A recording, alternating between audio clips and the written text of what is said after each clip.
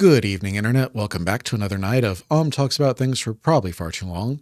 I'm that's all just in the background. Tonight we're going to be talking about Lee Cronin's The Mummy. This is the newest mummy movie, whatever that means. Um, it's going to be difficult to talk about this movie without spoilers. I was thinking I would do my same thing that I did with the Exit 8 movie review, where I go through the introduction and then kind of like let you guys decide whether you want to keep going with spoilers or not. But if I talked about the introduction to this movie, I would already be getting like setting you guys up for spoilers. So I don't want to do that. I already tried to do that and I'm re-recording now. So what I will do is I will give you guys the basic structure of the movie, and then I'll give my general thoughts on it. And then I'll let you guys, decide if you want to keep going with spoilers or if you want to duck out. I'll let you guys know before I start getting into the spoilers of the movie. So yeah, you guys can make your own decision. This movie is kind of two different genres. So, there is a section in Albuquerque, New Mexico that is basically a possession movie. If you are a fan of Amityville Horror, if you are a fan of The Exorcist, this is the kind of scenario that's for you. On the other side, there is an Egypt part where there is an investigator, a detective, Dahlia, and she is trying to figure out what happened, what set off the events of this movie. And it's very procedural. She's pulling records. She's looking at maps. She's talking to her colleagues, trying to figure out what happened. And so you've got the possession movie in Albuquerque, and then you've got the detective movie in Cairo. And that's kind of how the movie is structured. The first kill that we get is very brutal. There are a lot of like really good brutal kills in this movie. It's probably the grossest movie that I've done a review for so far. If that sounds like something that you are interested in, if you want the gore, if you want the gross stuff, there's just a lot of stuff in here. I have to imagine that if Mike Bracken, the horror geek, ever gets to this movie, he's got to give it at least a few barf bags, just because there's graphic kills, there's vomit, there's bodily fluids, there's skin peeling off. There's a lot of gross stuff in this movie. If that is something that appeals to you, if you are a horror geek, if you want that barf bag stuff, probably a good movie for you. If you want all of that in the context of a possession movie, probably a good movie for you. And if you like, it's basically Michael Mann's Manhunter, but with supernatural undertones, probably a good movie for you. It's not a good movie if you are looking for like a spiritual successor to Stephen Sommers' 1999 action adventure movie series. Probably not a good movie for you. This is not very pulpy. It's very much focused on the horror and the investigation. There are like nods towards that style. There's like a professor later in the movie, like in the second act, who's doing translations for the dad. And he kind of has the look of like they tried to make him up like an Orson Welles or a Boris Karloff or somebody of that era, kind of like giving him the aesthetic without necessarily like drawing attention to it. The family in this film, both families, are very well written. The writing and the directing, both of them were done by Lee Cronin, and they play into each other well. There were a few shots where I kind of thought this could be more dynamic, but I also understand why it wasn't dynamic. I think that Lee Cronin had a good idea of what he wanted to do, and I think that he did a good job with both the writing and the directing. If you are looking for a spiritual successor to the Boris Karloff film, probably not. It's been a long time since I've seen that one. I kind of remember it being structured like a haunted house movie, but without the haunted house. I know that the Boris Karloff kind of this movie spans years, and Boris Karloff kind of uh, ingrains himself with society, comes back to life as an undead person, integrates himself with society, and then like the third act of the movie is like, oh, what's he gonna do? How do we stop him? And this is different. It has kind of a dread of where it's going. What is this possession going to lead to? But it doesn't really have the same like Dracula or the Mummy or any of the other creature features of that like black and white era where you're like, what is the end game? Um, what is this culminating towards? What is he going to do? This doesn't have that same kind of feeling to it. It's much more of like, um, what's the family going to do? How is the family going to stop this? How is the family even going to survive all of this? Um, so yeah, if you are looking for a horror movie, I think that this is an above average horror movie. If you are looking for an investigation movie with some paranormal undertones, I think that this is serviceable. Don't think it's gonna really satisfy you if you're looking for a follow up to the Brendan Fraser and Rachel Weisz Mummy.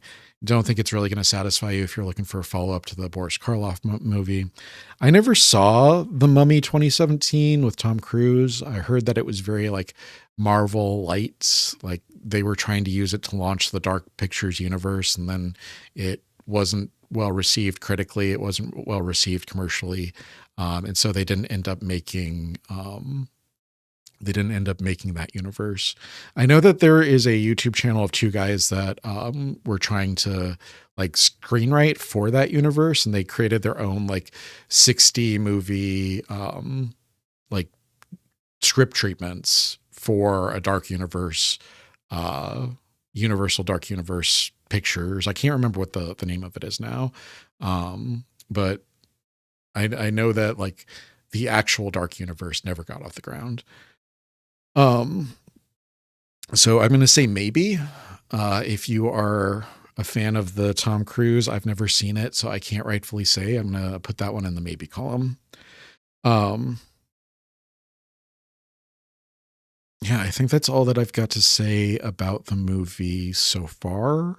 I'm going to get into spoilers now. If you guys want to stop out, if you guys want to drop out, I think that this is a reasonable place to do it. So I'll give you guys a second to click off the video. Tell me what's going on. These fucking Regal cups. What is going on with these? Why are they so big?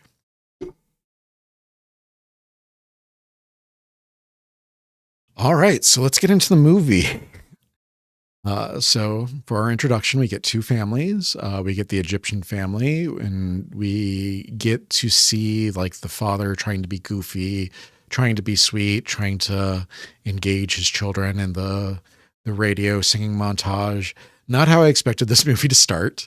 I do want to give this movie props because I did not guess how it was going to start, and I did not guess how it was going to end. So we can talk about that a little bit. So we start off with the dad dancing, the Egyptian dad dancing, singing to the radio, and then the mom is like sharp and she cuts him off, and she's like, you guys are giving me a headache. Let's not do that. They get home. They find the bird, the daughter's pet bird. It is dead. It is sitting in a pool of like black ichor or bile or something. The daughter's like, Mom, can you like do something? Bring it back to life. Help it. And mom picks it up and crushes it in her hand so it doesn't have to suffer. Not a big fan of this Egyptian mom. I don't know if that's a hot take. Not a big fan of her. The dad and mom go down, and we get our first kind of like introduction to the lore or the world of the Mummy. We see this pyramid that they have under their property for some reason. They go down into it, and there's the stone cover of the sarcophagus. The dad pulls the pulley to open up the the stone cover of the sarcophagus. By the way, I have a problem here. Why is the mom whispering to him? He's like, ha, ha, ha, ha, ha. He's like pulling this stone cover up. He's working the pulley. The chains are going. And the mom is like, just a peek. Don't pull it up too big. Just a peek. We just want to check. It's like, ma'am, he can't hear you. What are you doing? The mummy is awake, apparently. What does that mean? We don't know yet. And then it goes over to the Muir family, the American, his Latina wife, who is pregnant, very pregnant, their daughter and their son. Eventually, their daughter will be born, and they will be like a perfect mirror to the Egyptian family, where it's the dad, the mom, and the two sons and the daughter on one side, and the two daughters and the one son on the other side. So interesting setup. I like the setup. The daughter is kidnapped by the Egyptian mother. We can kind of guess that something is going on with the Egyptian mother. What is happening with this this mummy that she has just on her property somewhere? What is she trying to accomplish? We don't know all of that yet. We get introduced to the detective, Detective Dahlia. The father is like, you guys have to help us. Like, you have to find our daughter. The detective who pulls Dahlia off of the telephone duty and is like, you speak English, right? He's like, we've got to look at the dad. It's usually somebody inside the family. I think it's Andrew Vax has the concept of the circle of trust. It's usually an adult that's close to the child that takes the child, builds a relationship with them, and then it hurts them. In this case, it's a stranger who's connected through her daughter. So she was using Layla to groom Katie, to set her up so that she could steal her and do all of this stuff to her. So we get introduced to the family. We get introduced to Dahlia.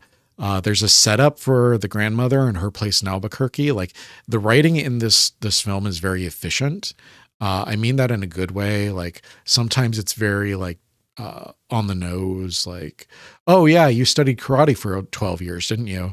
And then later he busts out a karate move. But in this one, it's very like, oh yeah, we can either go to New York or we can go back to your grandmother's house in Albuquerque. And then later they go to Albuquerque, and it's like, okay, I see why you set that up. Yeah, very efficient writing.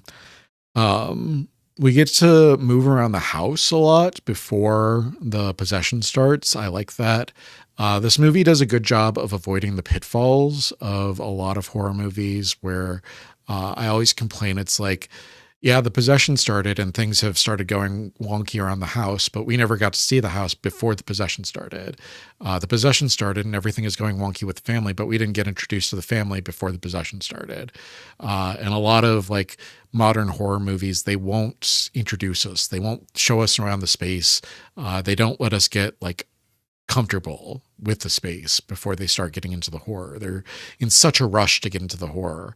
And this movie does a good job of avoiding all of those pitfalls. Time jump 8 years. They find Katie in a basalt sarcophagus. I believe they said it was 3,000 years old, but I could be misremembering that. I know that they said that the demon itself is 3,000 years before Christ. So that would be 5,000 years. So we've got this 5,000-year-old demon and this 3,000-year-old sarcophagus. They find Katie. She's all gnarled up. Her hands are pointed inward. Her feet are pointed inward. Her face is like covered in boils and sores. One of my complaints about the second act of this movie is that I wish that they didn't do that with her. I wish that she was just like a normal 16-year-old girl. I think she's like 15 or 16 at this point. So I kind of wish that she was just like a normal 16-year-old girl. Like maybe they introduce her and she's like all gnarled up and her fingernails are long and her toenails are long and her hair is like ashy and um, uh, patchy and just kind of falling out. And she seems malnourished and she seems like her body is falling apart. And then they wash her and they cut her nails and everything like goes back to seeming normal, but then she's still creepy. I think that would be scarier for me personally. I don't know if they like tried that and it wasn't working out. But that was something that I kept thinking about throughout the whole movie is like, yeah, they're doing they're trying so hard to make her creepy with the boils and sores, with the teeth and with the nails and all of that stuff. And I'm like, it would be so much creepier if you didn't do all that. Like, take the makeup off, let her just be creepy on her own merit. You don't need all of that. We get the grandmother kill. I thought that was fucking awesome. So the grandmother gets thrown out the window, and then coyotes tear her up. We get introduced to the coyotes like way early in the movie. The brother is like, yeah, I can hear the coyotes out there. And then they go to leave for school and the coyotes are outside the front gate. And then later the coyotes show up to tear the grandmother apart. Great shot. I like that shot a lot. We get the shot of of Katie like punching through the floor. And then the youngest daughter, like taking the grandmother's dentures and putting them in her mouth and biting the priest's ears off. So many like cool shots. And it really does feel like one of those old school possession movies. If that's your bag again, go see this movie. Yeah. The brother, I noticed that, on the Egyptian family, it mostly seems to be the mother who is like sharp and who's kind of aggressive. And then in the American family, it mostly seems to be the two daughters who are like aggressive and violent. Whereas the brother, he kind of like is self-destructive. And then the father and the mother in the American family, they don't really seem to be too affected by it. They're not possessed. They're not like being drawn in. They're just kind of squabbling with each other.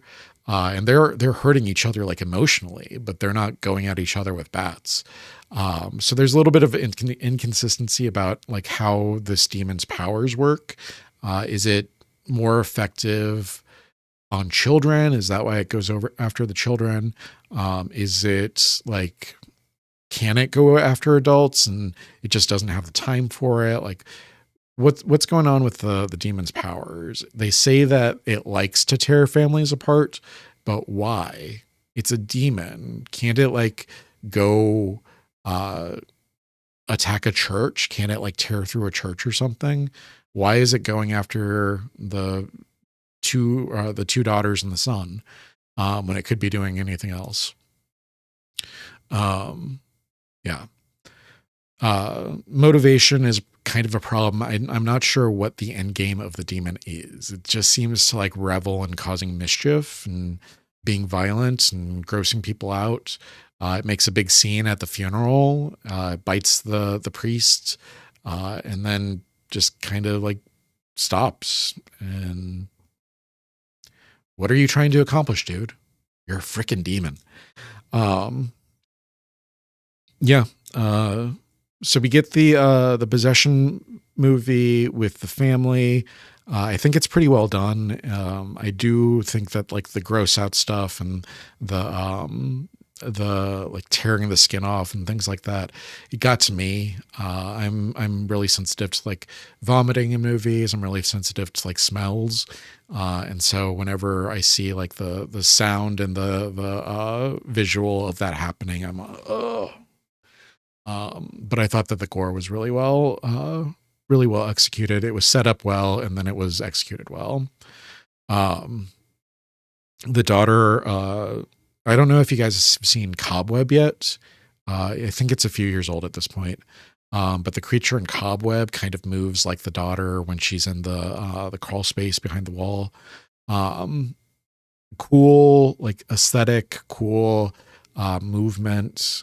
There are a few things that I would have done differently if I were the director, just like trying to um, trying to make sure that it's creepy based on Katie's actress's performance and not based on makeup and kind of making Katie look gross.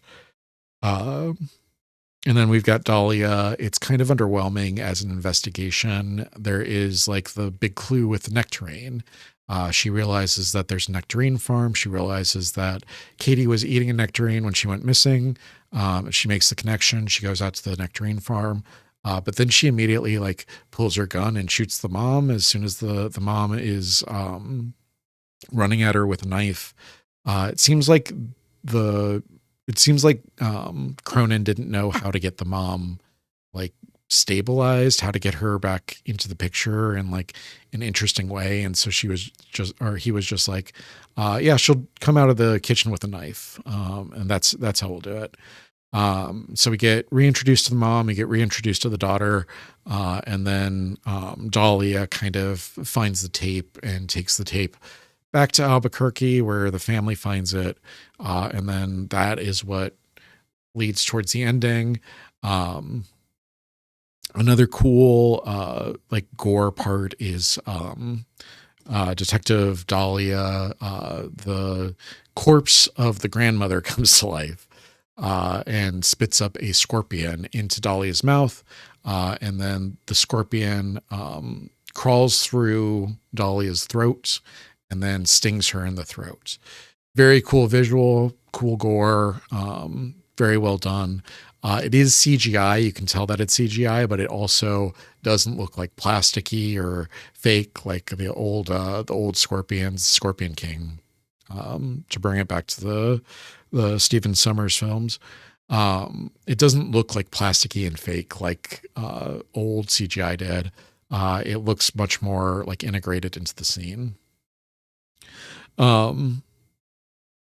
Yeah, I think that's all that I've got for you. No, the ending. We've got to talk about the ending.